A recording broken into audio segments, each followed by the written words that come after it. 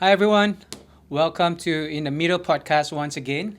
And today with us in the studio um, is Prof. Mustafa Ishak. I think many audience may have seen and read his book. In fact, we know one of those very pressing issues in the country nowadays is the racial polarization that is declining. And I've read of your book entitled The Politics of Bangsa Malaysia, Nation Building in a Multi-Ethnic Society. There's a reason why we invited you to the studio to discuss. I think I've read this is very comprehensive, with deep understanding, in-depth studies on the racial ethnicity and racial development in our country since before and post independence.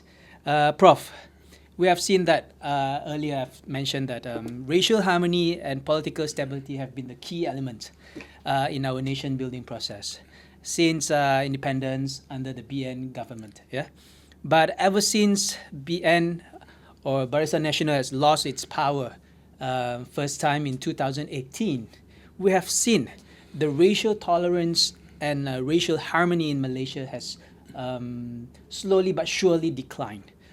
What is your take on this? Well, I think what you have just stated is actually the very basis of Malaysian politics or Malaysian political stability.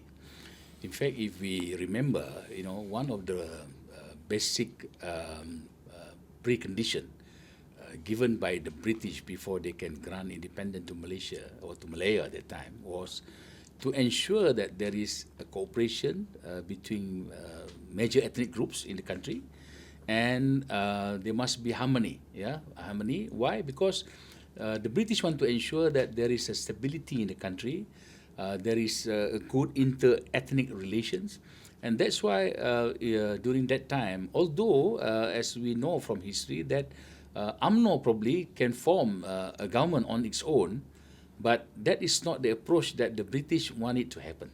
Mm-hmm. It was clear that the British say that if you want independence, you must get the Chinese community and the Indian, because we are talking about Malaya at that time. Malaysia is not yet exist at that time. Malaysia came 1963. Yeah. So during that time, it was very clear. The British told the leaders of UMNO that if you want to get independent, you must work together with the non-Malays, the Chinese and Indian, because they have formed a significant portion of number of Malaysian population at that time. Mm-hmm. And the Chinese and Indian, that came to Malaysia during the British colonial rule, have decided that they want to stay here. They want to remain in this country, and they want to be part of this country. And during that time, as you can see, that political parties exist, representing these three major ethnic groups. For the Chinese, we have MCA at the time, and then for the Indian, we have MIC. There are a few other political parties representing various interests, including based on ideology, socialism, etc. But these are the major party representing the community, and you have also Communist Party at that time. Yes, at the early days. Yeah. So what happened was that, if you remember, if you really see, it was clear that Dato On, who was the champion of the Malays, who was the person responsible to form UMNO, decided at that time to open UMNO to the non-Malays. Why? To respond to the requirement of the British at that time. Yeah. However, his idea to open UMNO to be a multiracial political party was not well accepted within the party. It was not popular back then. Yeah, it was probably too early. People, because at that time, Malay nationalism was at its height, because they aroused the feeling and the sentiment of the Malays to fight for the Malay Union, to ensure that the country can remain as a Malay state at that time. Yeah, so everybody was shocked when Dato' On proposed or muted this idea. Yeah, so when he realized that his idea was not accepted, he resigned. Yep. He resigned from the party, and then he formed Independent Malaya Party. Yeah, to fight for multiracialism, multi-ethnicism. Yeah.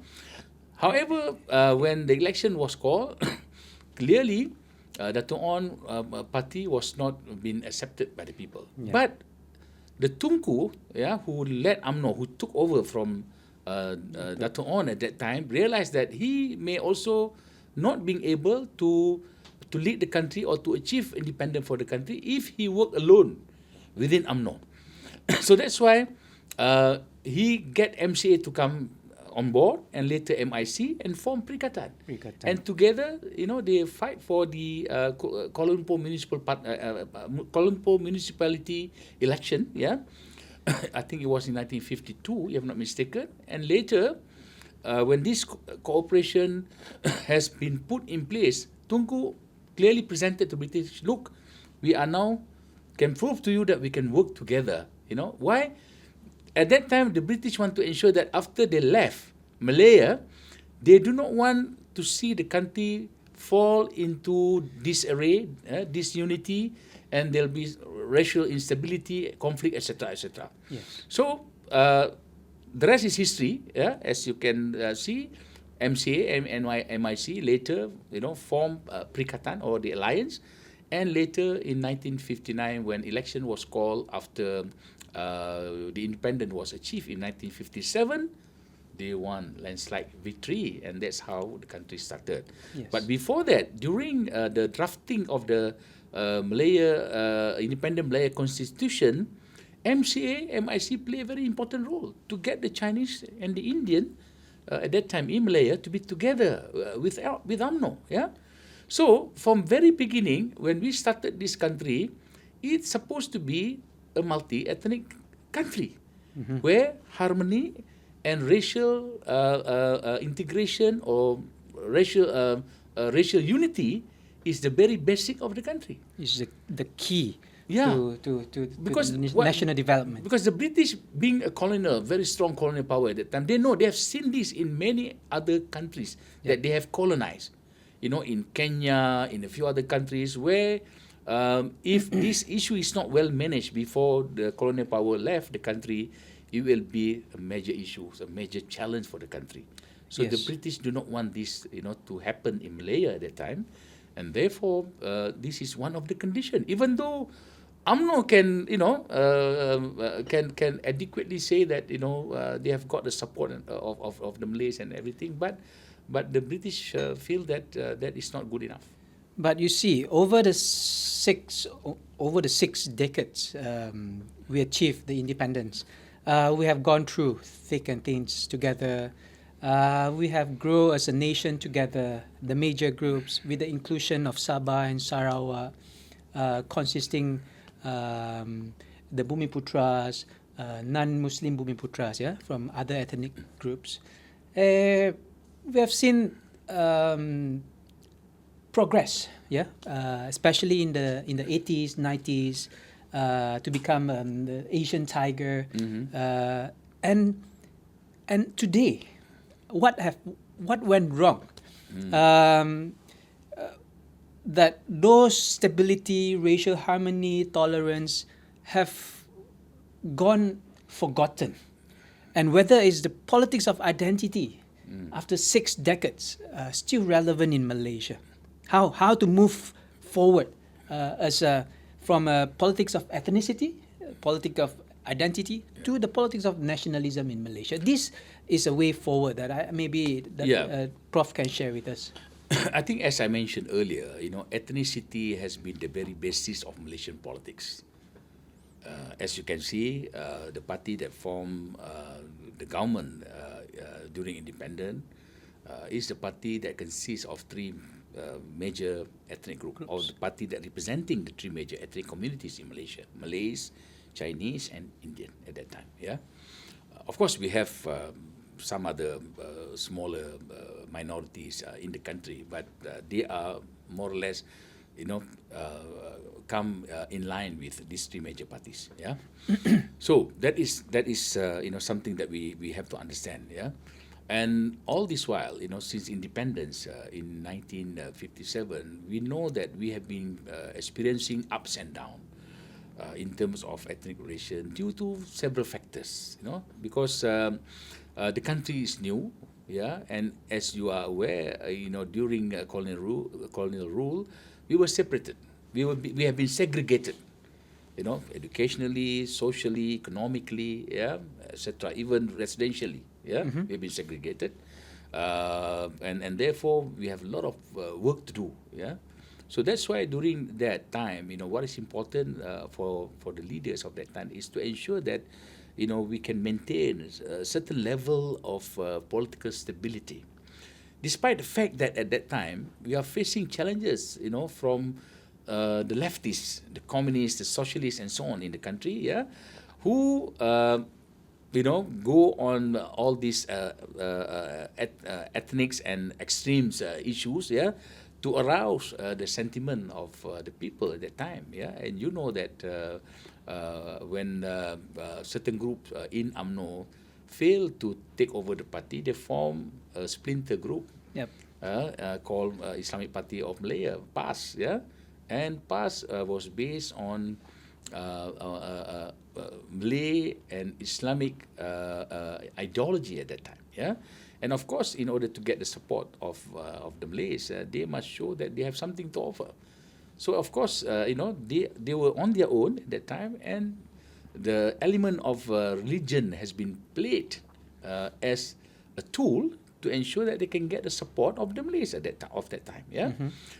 Because they know that at that time, UMNO, was a party that was working with the Chinese through MCA, yeah. And as for the MCA, at the beginning, at the early stage, MCA is facing not only the Communist Party but also those in the socialist group, Yes. who propose socialism and so on, yeah. Same goes with the MIC, although not too bad, yeah. So that was the issue that we faced, yeah. And then, as we are aware, at that time, political liberty, freedom, right were given to the people, yeah, and to all the political parties. Yeah, although we know that at that time it's too early, the country was too fragile at that time. But again, yeah, due to democracy, because we cherish democracy, yeah, Tunku was someone brought up with this British, education. He have seen how democracy work in the UK, yeah, and also in other Commonwealth countries. And he feels that Malaya was too, yeah, should remain as a democratic country. So he allow freedom, etc. Yeah. However, these have been taken for granted by certain people. Yeah. And then, as we are aware, 12 years after independence, we face a very serious situation where we have seen the country almost collapse. Yeah, in the May 69 incident. Yeah, Yes. so we have to rebuild the country. Without that, I think the country will not be what it is now. Yeah. Speaking of May 16, we have been through the tough time, yeah, the conflict, the crisis, the racial tension, and many people have compared those incidents, the first and now, where we are at the brink of another racial crisis in the country, where we can see all these racial tensions, issues have been played up, whether by politicians or by NGOs and so on. Aren't we learn from the previous experience, and don't you think we should be matured enough to really face this with a better angle, rather than getting emotional and step into that conflict zone again? Yeah, I think this is one of the biggest challenge that the leaders of that time, especially in the Perikatan or Alliance face. Yeah, this is what UMNO leaders at that time face, and this is what MCA leaders at that time face, and same goes to the MIC. Yeah, because these three major political parties are moderate party. They are non-ideological. Non-ideological. They are pragmatic, yeah, very pragmatic parties, and they just want to represent the interests of their own communities, yeah, and to fight for the interests of their communities, like economic, language, etc., etc. Yeah, Education. education especially, yeah. Yep. Now, what happened was that they have to be moderate and they have to apply moderations and tolerance. If not, they cannot work together because they are running a country, So, of course, when you are modest, when you are moderate, somebody else who want to outdo you will not adopt the same approach. Yes. If they become moderate themselves, there's no way they can succeed in their agenda. Of course, in politics you have to fight. Nail and tooth By and all nail. means. By all means, you have to fight and kill your enemy politically. Yes. In order for you, to be supported succeed. and to get what you want to get. Yeah. Yes. So we know that at that time, this is what happened. In the 70s or earlier than that, prior to 70s. Yeah. And as we can see clearly, ethnic issues has been played so badly at that time. Yeah. Until at that time, certain segment of society lost their rationality and so on, and it happened. And what happened already. Yeah. So after that, the leaders of that time has to find way and means on how to bring back stability, because without stability, no development can take place, no planning can be done. Yeah. And nobody is going to come to this country to put their money if the country is in chaos. I noticed this difference, very tangible difference between then and now, is that those parties or those party in the opposition back then who played up this racial tension and issues in order to overtake or topple their political opponent is now part of the government. Yeah. This is the difference. Yeah. Those who played chauvinism, extremism because they want power, it is understood. Yeah. But today, it's different. For instance, DAP is no longer in a position. So the moderate party like MCA, like UMNO, like MIC, they are not in mainstream power. Yeah. Now we have parties like DAP in power. And the situation slightly different, but the political, the racial tension is still there.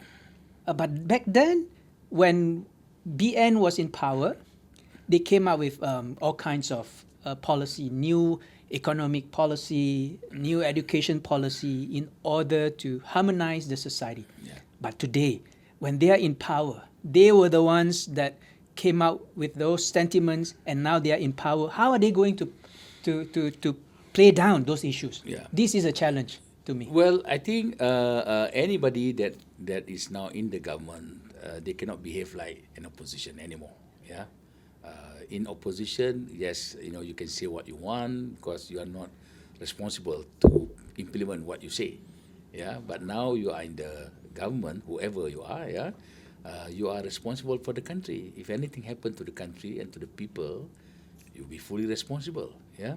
So that's why now everybody start to realize, especially those who have never been in the government, but they are now in the government since 2018. Yeah. You know that the government of that time, the BN collapsed in 2018, and at that time,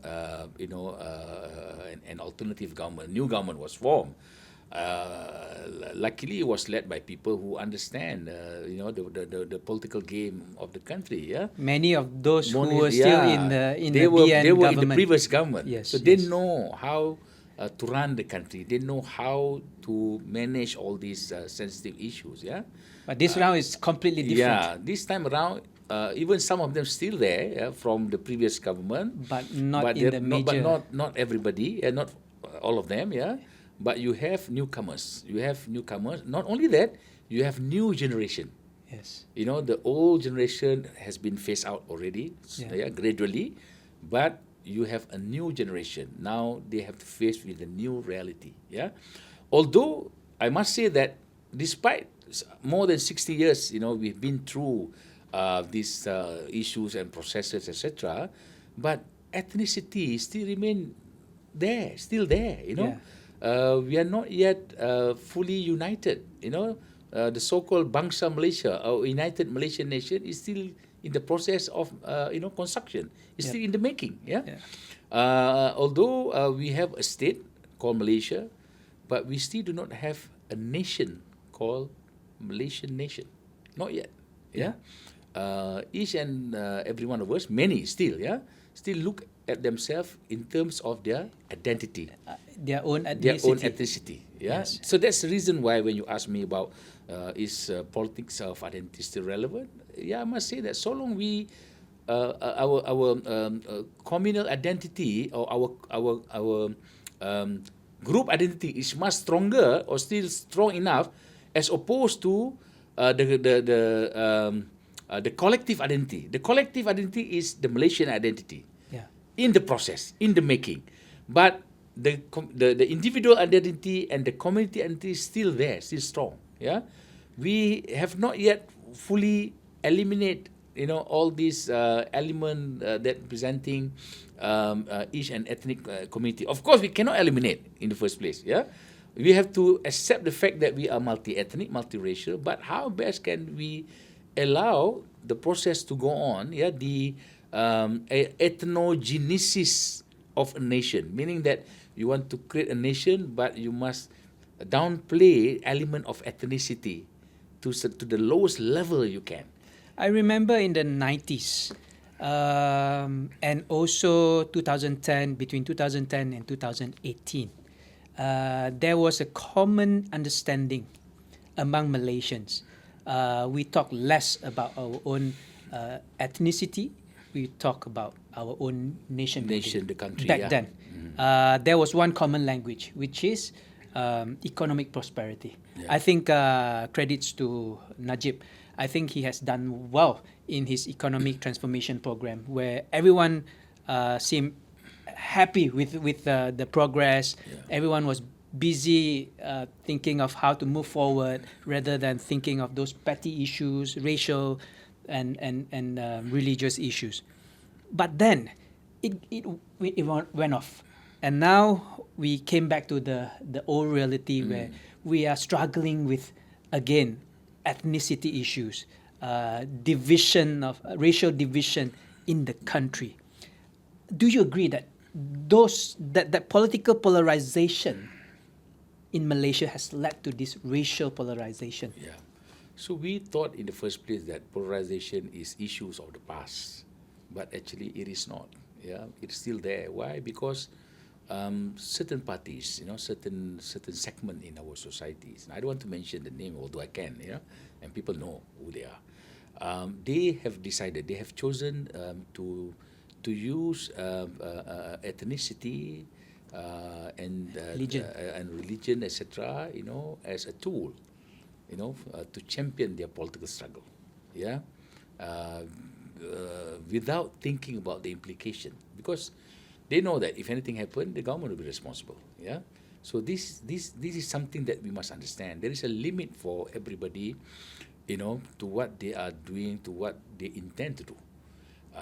And this country, that it is made up of people from various ethnicities, religion, and so on. You go to Sabah and Sarawak, it's much more complicated. They have more ethnics there, more ethnic communities there, and then the situation is more complicated. And that's why you see that even so, things are not that bad there. Yes. Things are getting more worse. harmony. Yeah.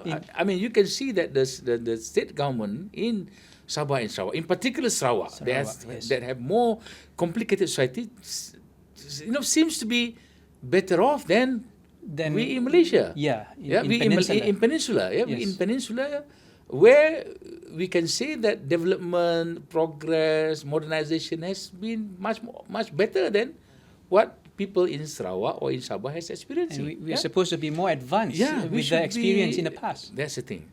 However, despite the fact that we have developed to a certain level in terms of our economic development, progress, and so on, but our political mindset has not changed that much.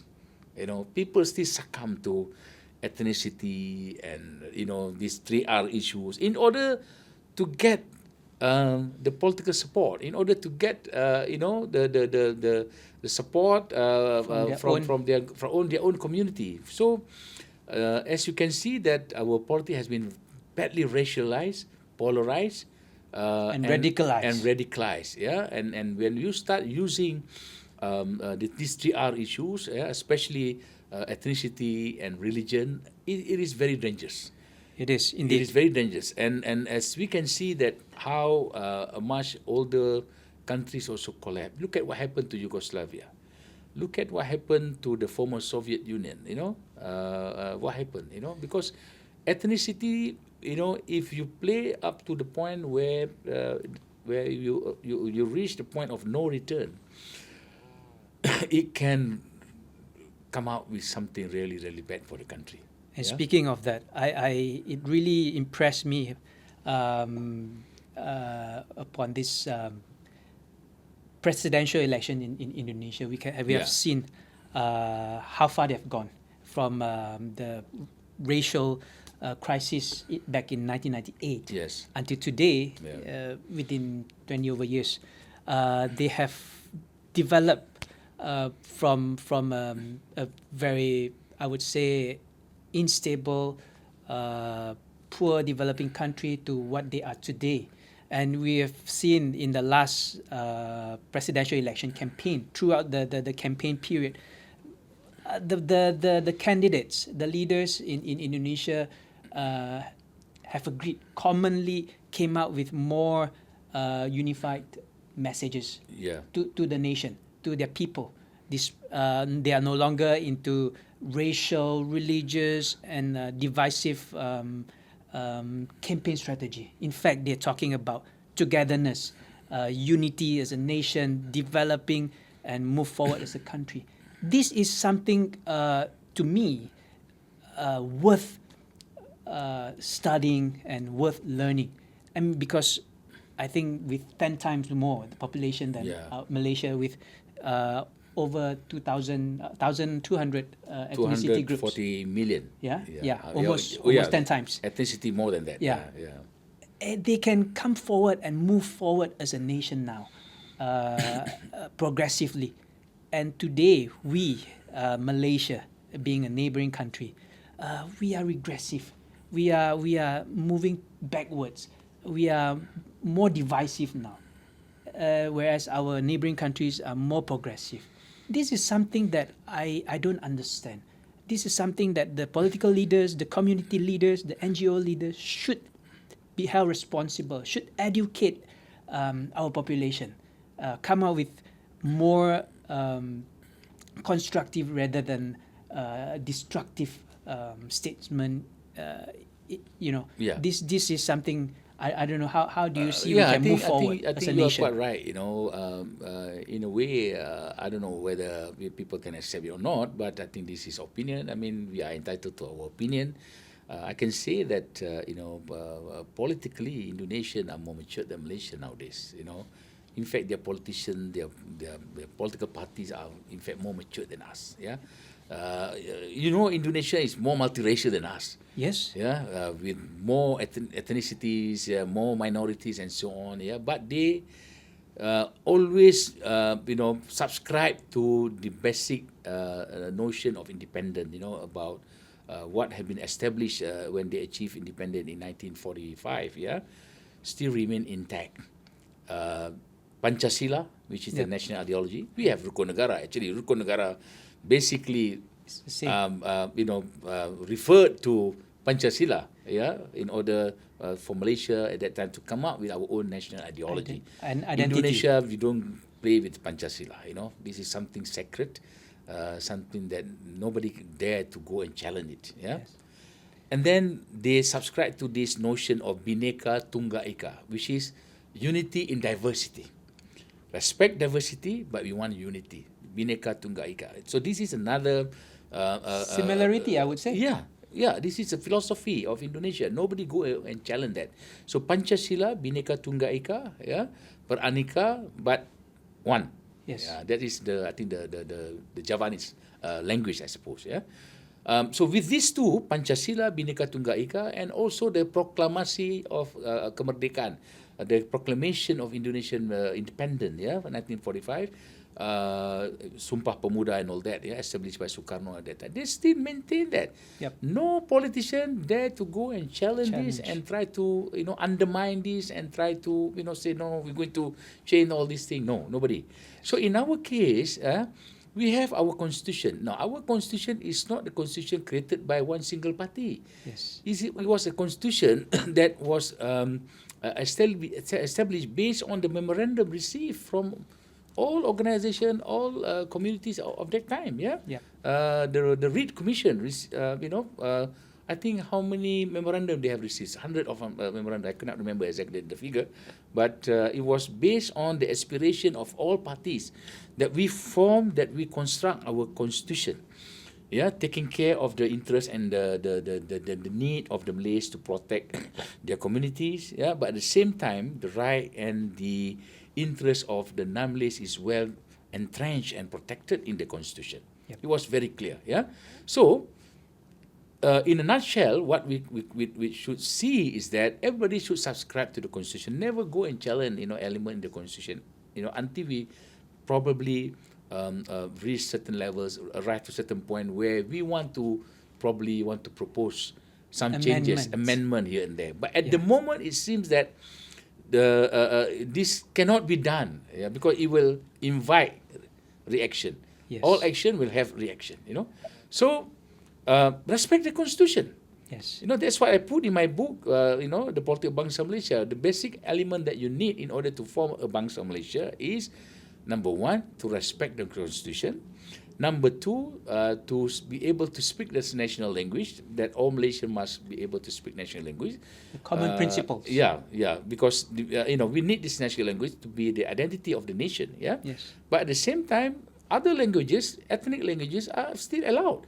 In fact, we allow until now, vernacular schools, Indians independent school, Chinese independent school. We allow that. We have decided. It's all stipulated in the constitution. It is allowed, and there are people who try to challenge this, by law, but they fail. The court rejected this, Like what you have said, the core principles in the constitution, it's already agreed by.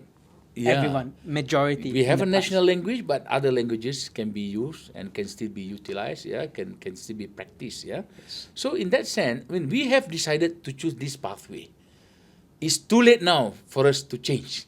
It's too late now. So we have to allow, and at the same time, we have to also promote unity, cooperation, collaboration, and integration, by using all sort of means that we can have, But of more important is that to avoid ethnicity and religion, from being used as a political tools in order to gain support from the masses. If you start using this, there's no end to it. I think people must realize this. We shouldn't allow the politicians to play up these issues and to influence us through this political means. I think it is very destructive rather than constructive. That's why you see from time to time, when you have some so-called religious issues and whatnot in the society, religious people, they don't say much. They just quiet about it. But those who make noise are politicians.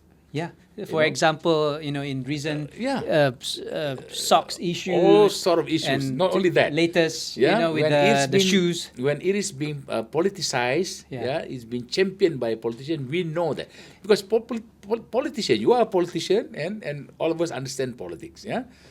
Politics is the art of trying to get people to support you and based on popularity. If you are more popular, you'll get vote. Visibility. For the wrong reasons. But that's why, but you have to be responsible. To what extent you want to use ethnic and religious issue in order to gain political mileage? My last question. A party that hold on to principles of moderation, tolerance, and mutual respect. How do you see MCA can revive and return to the mainstream politics and contribute towards a better Malaysia?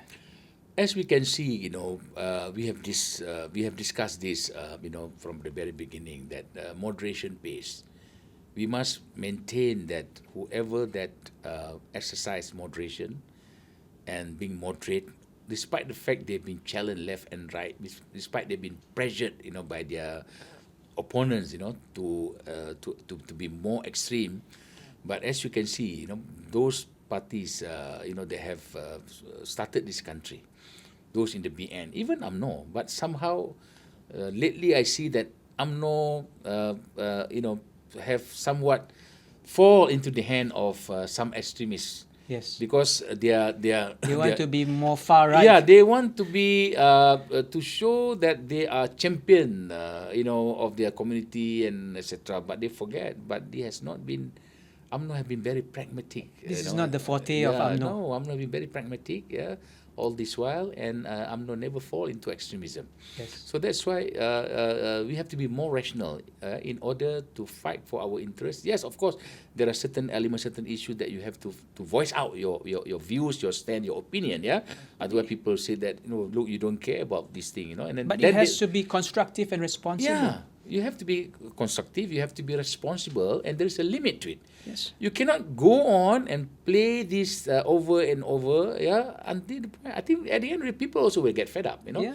People want to continue their life, so that's why I think economy is bad.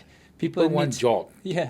People want the economy to grow. People want, the student from university, they want to get a better job after they finish. So that's why I think Malaysia, especially Malaysian politics, should move from ethnic and religious based to issues and problem based. Yes. So we should fight on issues. We should fight on the interests of the countries that benefit everyone. Yeah, that benefit everybody, because when the economy grow, when the cake is expanded, been enlarged, everybody will benefit from it. Yeah? But of course, at the same time, we have to maintain certain level of respect, certain level of understanding. Yeah, but tolerance must be there as well. Yeah. Because we have, been living in this kind of setup, not yesterday, not just today.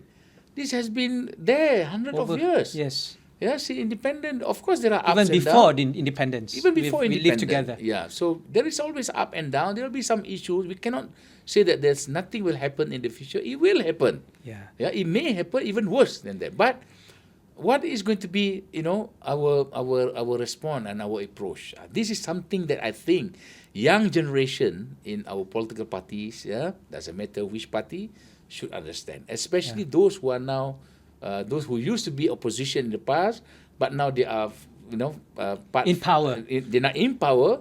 They must remember that the future of the country now lies in their hands. They have to be responsible for whatever happened to the country, and we know that we have to compete with Indonesia, Vietnam, Thailand. Yeah, the external factors. Don't talk about Singapore, and then the global world is now so competitive. Complex. Challenges is everywhere. The gloomy situation of the world economy and so on. We have a lot to do. So if we keep on, continue quarreling on this, this nitty-gritty and all these petty issues and all that. I think the next generation will suffer. The next generation will suffer. The country will suffer. Yeah.